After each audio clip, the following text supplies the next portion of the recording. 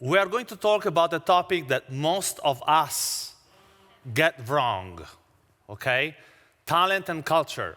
And if you think I'm provocative, wait for Duena to come on stage, and then you talk, okay?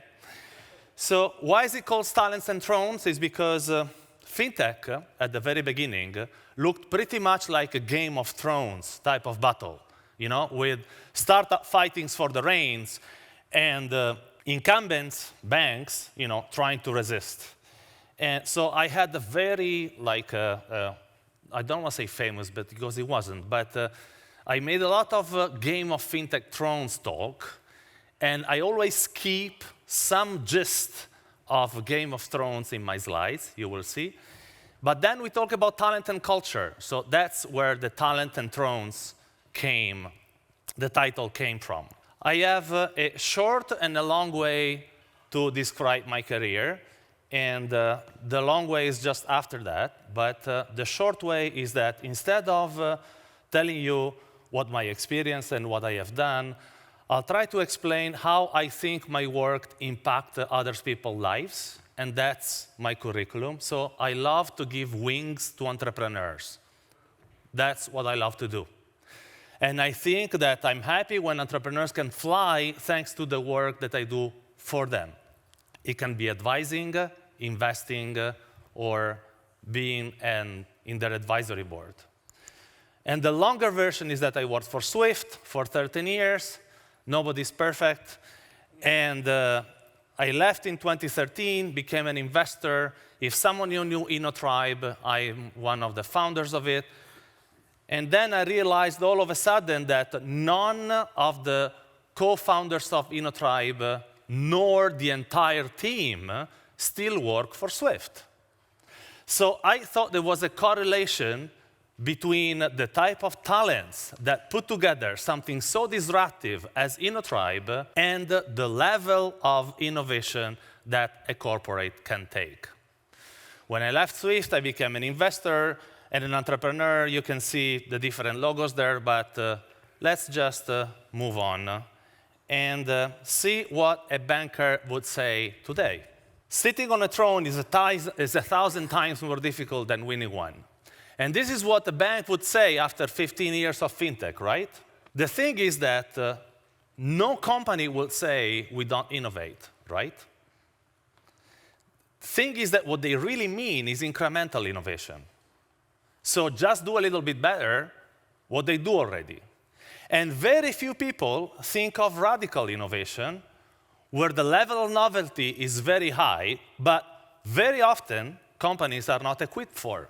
And what's the reaction of a company when they see a serious level of disruption and or someone coming from a very different background trying to propose a different idea? They're not even questioning their honor. They're denying their existence.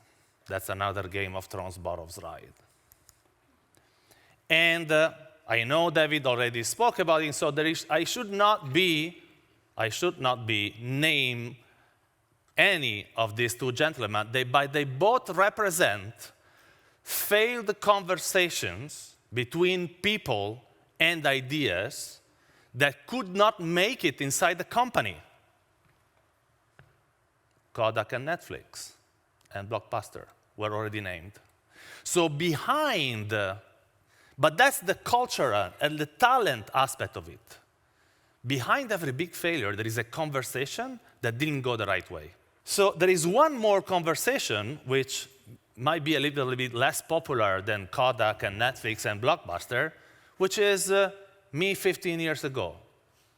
A little bit more hair, a little bit, and a tie and a suit. And this was the first of the two ideas that I brought into Swift. That was swiftcommunity.net, the Facebook for bankers in 2006. Swiftcommunity.net, the Facebook for bankers, 2006. So only 2 years after, Facebook wasn't in Europe just yet. And we decided that the Swift website was monodirectional. And Swift, as a community, needed a place where people could interact with the content. and also talk among themselves. So, inspired by the Italiansonline.net, which is a network for Italian expatriates, which I founded in 2003, 250,000 people, 90 countries. I went with this social network to the Swift CEO, and I said, listen, this is Italiansonline.net. I registered SwiftCommunity.net. We should do the same. The guy said, yes, let's do it. What do you need? I said, $1 million and 3 people. Sure, go ahead. So this is me presenting SwiftCommunity.net, and 3 years later, founding InnoTribe. And InnoTribe was an attempt to talk to banks about fintech in 2008. We launched the first Global Startup Challenge, and TransferWise was the winner. And then Revolut, a couple of years later. Most of the unicorns that you see won the InnoTribe Challenge. So what was the next step? In 2012, I went to not to the same CEO, but to the current CEO back then, and I said, listen, we keep finding these amazing talents in the fintech space. Why don't we build a fund to invest in these startups? Today, this fund will be by far the biggest on earth, but the thing is that the amount of friction that this building a fund in a cooperative caused was simply probably too big for that type of environment to cope. So I did the only thing that I could. I just left. Okay?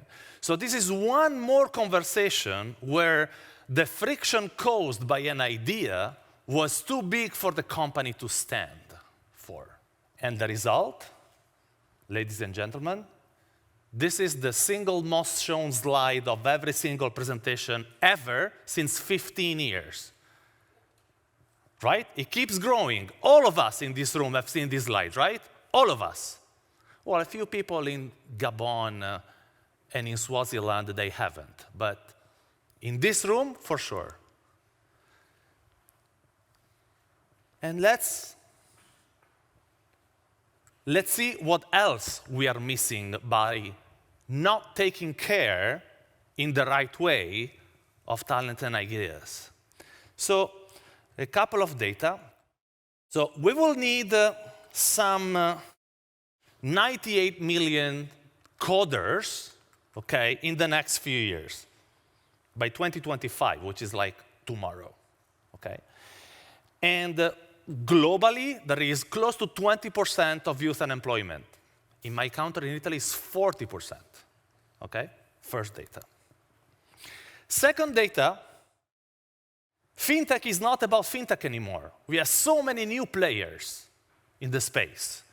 Now, arguably, Carrefour is a fintech because all of a sudden it does buy now, pay later. It does credit. It does mobile payments. It has an app. And the whole embedded finance business is worth a couple of $100 billion, especially in payments. And do you think that embedded finance is just for Western economies? Not at all. This is a company called AC Group. It's in Kigali, Rwanda.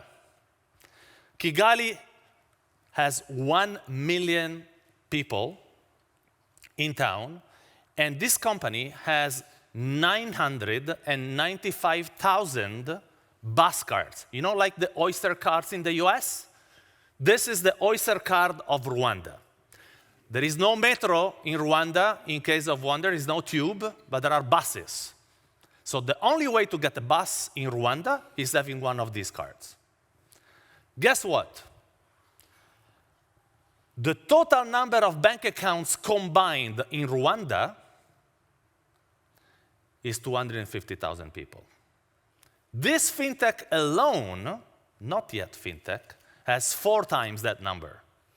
So they are about to get the license to exchange payments and to do lending. There is a fantastic story behind why lending, because people in Rwanda, they have the money to go to pay the one-way ticket to go to work, but they don't know yet how to pay their trip back. So this company will start by micro-lending the return ticket for the buses. They have 400,000 daily users of that card. So this is a typical example where, and in Africa, where I personally invest and I'm committed for the past 5 or 6 years. There are plenty of these amazing stories where the opportunity for a non-financial services player to become the largest fintech in town are actually amazing. And at the end of the day, talking about culture, I am not the first one. So I accessorily wrote a book largely about the InnoTribe story that's called Talent and Rebels, dealing with corporate misfits.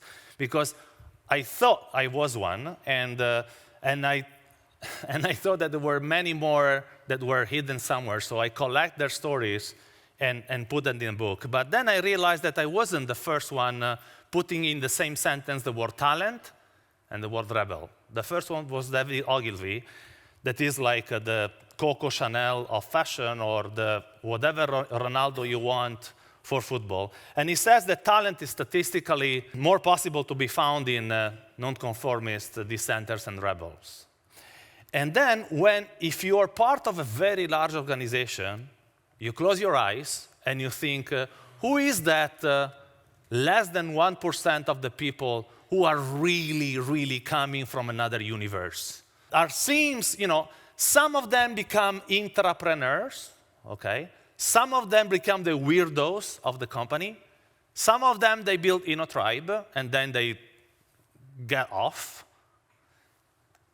But the thing is, they're not considered almost never as a resource.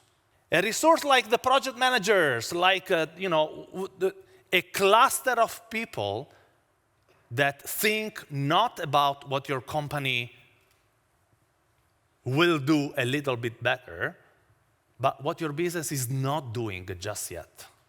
And now it can be profoundly transformed. Introducing Duena now, I think that you always have 2 options. You can stay in your comfort zone, or you can get into a new one.